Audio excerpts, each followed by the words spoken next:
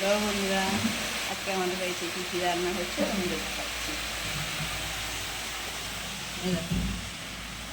গরম ভাত, একদম ভর্তি করে দুবেলা ভাত, আর এই দিয়ে করছি মাছের ঝাল।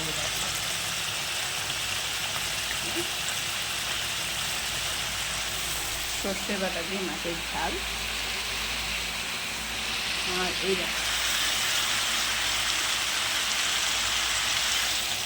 ডাঁটা দিয়ে আর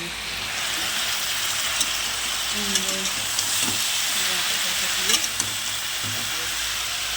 মাছের মাথা ঝাল মানে চচ্চড়ি বানাচ্ছি।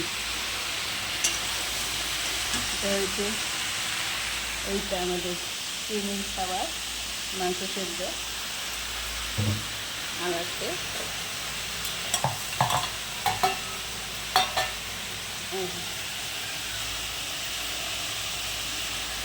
শাক ভাজা। তো চলে এসো, কে কে আমাদের বাড়িতে এইসব আইটেম খাবে।